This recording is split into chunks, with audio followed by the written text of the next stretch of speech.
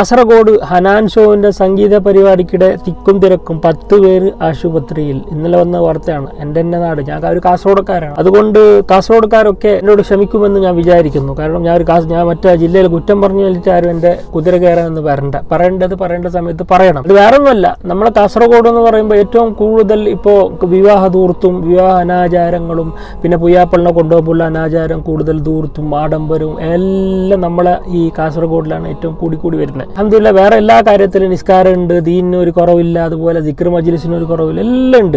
അതിൻ്റെ ഇടയ്ക്ക് ഈ വലിയൊരു അദാബ്, അതായത് ഈ കല്യാണ വീടുകളിൽ നടക്കുന്ന ആഭാസങ്ങളും തോന്നിവാസങ്ങളും കൂടുതലും നമ്മളുടെ ജില്ലയാണ്. അത് പറയാതിരിക്കാൻ പറ്റില്ല, തെക്കൻ കേരള സംബന്ധിച്ചിടത്തോളം. അതിൻ്റെ കൂടെ ഇന്നലെ നടന്ന ഒരു സംഭവം, അതും നമ്മളെ കാസർഗോഡിനെ സംബന്ധിച്ചിടത്തോളം വളരെ ലജ്ജിച്ചിട്ടുള്ള ഒരു സംഭവം തന്നെയാണ്. പ്രത്യേകിച്ച് മുസ്ലിം സമുദായം ഇതിനെതിരെ നമ്മൾ ചിന്തിച്ചില്ലെങ്കിൽ നമ്മുടെ കുട്ടികളുടെ ഭാവി, ഇനി വരുന്ന തലമുറ എങ്ങോട്ടാണ് പോകുന്നതെന്ന് നമ്മൾ ചിന്തിക്കാം. നമ്മുടെ നമുക്ക് ഇനി നമ്മളെ മരണപ്പെട്ടു പോയാൽ നമുക്ക് പ്രാർത്ഥിക്കാൻ, ഒന്ന് ഖുർആൻ ഓതാൻ, മക്കളെ കിട്ടുമെന്ന് നമ്മൾക്കൊരു പ്രതീക്ഷയും വേണ്ട. കാരണം ഇപ്പൊ ഡാബ്സി എന്ന് പറയുന്ന ഒരു പാട്ട് പാടുന്ന ഒരു റാപ്പ് സിംഗർ, അൽഹംദുലില്ലാഹ് അവൻ ഇപ്പൊ കെട്ടടങ്ങിയിട്ടുണ്ട്. നമ്മൾ വിചാരിച്ച അൽഹംദുലില്ലാഹ് കുറച്ച് ഇല്ലുമിനാട്ടി ചെറിയ കുട്ടികളൊക്കെ ഡാൻസ് ഇട്ട് കള്ളുടിക്കുന്ന പോലെ ഡാൻസും അവൻ പാടുന്ന രീതിയും അതുപോലെ തന്നെ അത് കെട്ടടങ്ങുമ്പോൾ പുതിയൊരു ഹനാൻ ഷാ എന്ന് പറഞ്ഞ ഒരു ചങ്ങായി വന്നിട്ടുണ്ട്. ഈ ചങ്ങായി എന്ത് എനിക്കറിയില്ല, ഹനാൻ ഷോ എല്ലായിടത്തും ബ്ലോക്ക് ആവുന്നുണ്ട്. ഇവിടെ ഗൾഫിൽ വന്ന് അവിടെയും ബ്ലോക്ക്. ഞാൻ എന്ത് പറഞ്ഞിട്ട് യൂട്യൂബിൽ നോക്കുമ്പോൾ ഒരു റൊമാൻറ്റിക് ഇങ്ങനെ ചിരിച്ചുകൊണ്ട് പാട്ട് പാടുന്നു. അതിനിങ്ങനെ പൊക്കി നടക്കാൻ ഒരുപാട് നമ്മൾ തന്നെ മുസ്ലിം ആവുമ്പോൾ താത്തന്മാർ ബുർക്ക ഇട്ടിട്ട്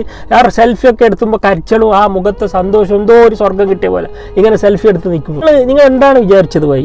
ഈ സംഗീതം എന്ന് പറയുന്നത് ഹലാലായി ഡിക്ലെയർ ചെയ്യുന്നതാണ്. നിങ്ങൾ സംഗീതം ഹറാമാണ് എന്നുള്ള സാമാന്യ ബോധമില്ലാതെ രാത്രി കാലങ്ങളിൽ പെണ്ണുങ്ങൾ ബുർക്കയിട്ട പർദ്ദധാരികൾ താത്തമാർ എല്ലാം വീട്ടിൽ നിന്ന് ഇതിലേക്ക് ഷോയിലേക്ക് വിടുന്ന രക്ഷിതാക്കൾ നിങ്ങൾ ചിന്തിച്ചുകൂടെ? എന്തിനാണ് ഇങ്ങനത്തെ പരിപാടിക്ക് ഇങ്ങനെ വിടുന്നത്? കല്യാണ വീടിലും എല്ലായിടത്തും അതിൻ്റെ ഇടയ്ക്ക് ഇത് പുതിയ റോഡൊക്കെ ബ്ലോക്ക് ചെയ്തിട്ട് പോലീസെല്ലാം ഓടിക്കുന്ന കാണുമ്പോൾ നല്ല സന്തോഷം, നല്ല അടി കിട്ടണമായിരുന്നു, നല്ല അടി കിട്ടും എല്ലാവർക്കും. പോലീസിൻ്റെ പോലീസിന് ഞാൻ വലിയ സല്യൂട്ട്. അങ്ങനെ ഓടിക്കണം.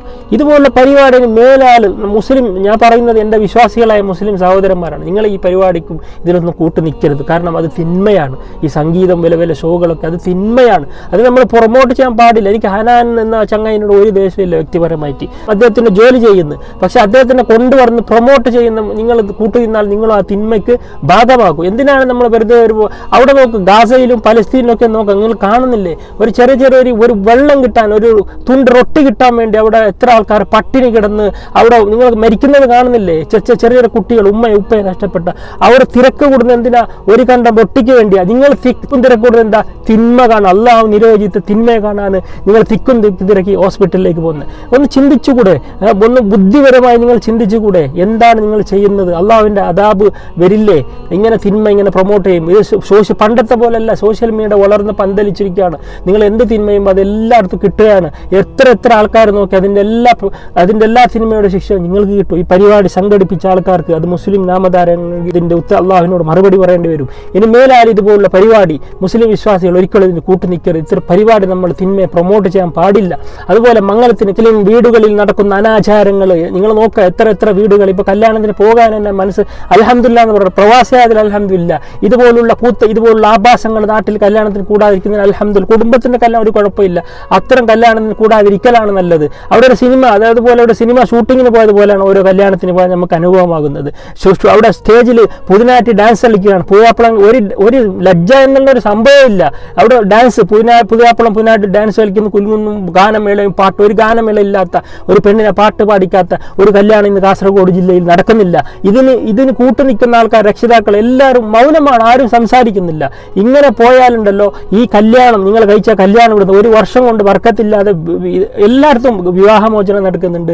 അമ്മായി പ്രശ്നം, നാത്തൂൻ, എങ്ങനെ വർക്കത്തുണ്ടാവാനാണ് പോയി? നിങ്ങൾ ആ നിക്കാഹ് എന്ന് പറയുന്ന അത്ര വലിയ അള്ളാഹു അത്ര ഹലാലാക്കി, അള്ളാഹു അത്ര പരിശുദ്ധമാക്കിയ ഈ നിക്കാഹിനെ നിങ്ങൾ ഹറാമിലൂടെ അള്ളാഹു ഇഷ്ടപ്പെടാത്ത രീതിയിൽ പേക്കൂത്തുകളാക്കി ആഭാസങ്ങളാക്കി കഴിച്ചാൽ വല്ലാഹി സത്യം നിങ്ങൾ ആ വിവാഹ ജീവിതത്തിൽ ബർക്കത്തുണ്ടാവില്ല. പിന്നെ 1 വർഷം കഴിഞ്ഞ് തലാക്കായി, അമ്മായി ശരിയില്ല, അവന് പുയ്യാപ്പള ശരിയില്ല എന്ന് പറഞ്ഞിട്ട് കരഞ്ഞിട്ട് ഒരു കാര്യമില്ല.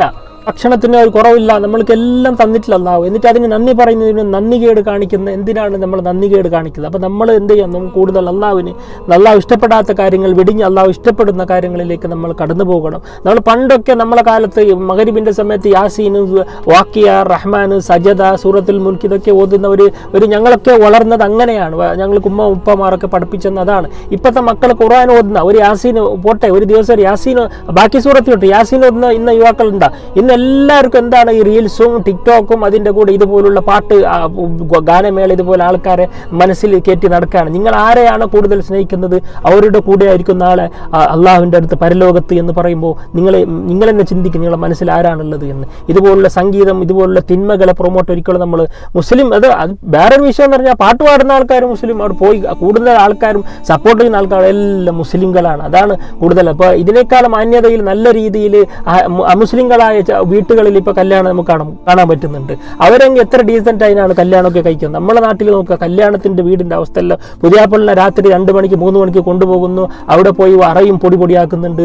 അവിടെ ഒരു ആദ്യത്തെ രാത്രി ചെല്ലേണ്ട ദിക്റില്ല, ഒരു ഭർത്താവ് ഒരുമിച്ച് ചൊല്ലേണ്ട ദിക്റുണ്ട്. അതുപോലെ അവർ ഒരുമിച്ച് സുന്നത്ത് നിസ്കരിക്കാറുണ്ട്. അതൊന്നുമില്ല. അതുപോലെ മേക്കപ്പ് ഇട്ടിട്ട് ആ മേക്കപ്പ് എടുക്കാൻ തന്നെ 2 ദിവസം വേണം. അതിൻ്റെ ഇടയിൽ ഒരു ഫർള് നിസ്കാരം പോലും ഒഴിവാക്കിയിട്ട് എത്ര പെൺകുട്ടികളാണ് നമ്മളുടെ മുസ്ലിം സമുദായത്തിൽ ഇങ്ങനെ പോയിക്കൊണ്ടിരിക്കുന്നത്. ഈ ഒരു പോക്ക് പോയാൽ നഷ്ടം നിങ്ങൾക്ക് തന്നെയാണ്. കാരണം നിങ്ങൾക്ക് ജനിക്കാൻ പോകുന്ന മക്കൾ ഒരിക്കലും സ്വാലിഹാവൂല. അതുപോലെ തന്നെ നിങ്ങൾ മരിച്ചാൽ നിങ്ങൾക്ക് പ്രാർത്ഥിക്കുന്ന സ്വാലിഹ്യങ്ങളെ മക്കളെ കിട്ടില്ല. അപ്പോൾ ആദ്യം ഖുർആനിലേക്ക് വരാം. വൈകുന്നേരം രാത്രിയൊക്കെ ഖുർആൻ ഓതായി 4-5-6 സൂറത്ത് ഓതണം. റസൂലുള്ളാഹിന്റെ മേലെ 100 സ്വലാത്ത് ചൊല്ലണം, ഇസ്തിഗ്ഫാർ ചൊല്ലണം, തഹജ്ജുദ് നിസ്കരിക്കണം, ഫർള് നിസ്കരിക്കണം. അള്ളാഹ് ഇഷ്ടപ്പെടാത്ത കാര്യങ്ങൾ നമ്മൾ മനസ്സുകൊണ്ട് വെറുക്കണം. അല്ലാതെ പ്രൊമോട്ട് ചെയ്യല്ല വേണ്ട. മ്യൂസിക്, സംഗീതം അത് ഹറാമാണ്. അതിനെ പ്രൊമോട്ട് ചെയ്യാൻ പാടില്ല. നിങ്ങൾക്ക് ഇഷ്ടപ്പെടുന്ന നിങ്ങൾ തന്നെ ഒറ്റക്ക് പാടി ആർക്കും ഷെയർ ചെയ്യേണ്ട. ഇൻസ്റ്റാഗ്രാമും ഫേസ്ബുക്കും ഷെയർ ചെയ്യാതെ നിങ്ങളെ കലാപരിപാടി നിങ്ങളെ വീട്ടിൽ തന്നെ പുറത്തു പോകാത്ത രീതിയിൽ നിങ്ങൾക്ക് തന്നെ അഥവാ അങ്ങനെ പാടുന്ന ആഗ്രഹമുണ്ട്, അങ്ങനെ പാടി നിങ്ങൾ എന്താക്കുക, നിങ്ങൾ സ്വയം തന്നെ നിങ്ങൾ എൻജോയ് ചെയ്യുക. തിന്മയെ പരസ്യമാക്കുമ്പോഴാണ് അത് ഏറ്റവും വലിയ കുറ്റകരമാകുന്നത്. പരസ്യമാക്കാത്തടത്തോളം കാലം അത് അള്ളാഹു രഹസ്യമാക്കി വെക്കും. നിങ്ങളും അള്ളാഹുമായിട്ട് നിങ്ങൾ തൗബ ചെയ്താൽ പൊരുത്തപ്പെടും. പരസ്യമാക്കി കഴിഞ്ഞാൽ എല്ലാവർക്കും കിട്ടിക്കഴിഞ്ഞാൽ അതിൻ്റെ എല്ലാ കുറ്റങ്ങളും നിങ്ങൾക്കായിരിക്കും. ആരാണോ സംഗീത പരിപാടി നടത്തിയത്, ആരാണോ കൊണ്ടുവന്നത്, ആരാണോ അത് പോസ്റ്റ് ചെയ്തത്, അതിൻ്റെയൊക്കെ കുറ്റം നിങ്ങൾ മരിച്ചാലും നിങ്ങൾക്കത് കിട്ടിക്കൊണ്ടേയിരിക്കും. നന്മ ചെയ്താൽ മരിച്ചാലും ആ നന്മ കിട്ടിക്കൊണ്ടേയിരിക്കും. അപ്പോൾ നന്മയുമായി മുന്നോട്ട് പോകണം നമ്മൾ. പ്രത്യേകിച്ച് നമ്മുടെ ഈ കാസർഗോഡ്, അത് മാലിക് ദീനാർ പോലുള്ള നമ്മുടെ സ്വഹാബികളുള്ള ആ തലങ്കരയിലുള്ള പവിത്രമാക്കപ്പെട്ട മണ്ണ് ഉള്ള ആ കാസർഗോഡ് നമ്മൾ ഒരിക്കലും ഇതുപോലെ ഇനി കളങ്കപ്പെടുത്താതിരിക്കുക. അള്ളാഹു സുബ്ഹാനഹു വ തആല എല്ലാവർക്കും നല്ല ബോധം തരട്ടെ. ആമീൻ യാ റബ്ബൽ ആലമീൻ.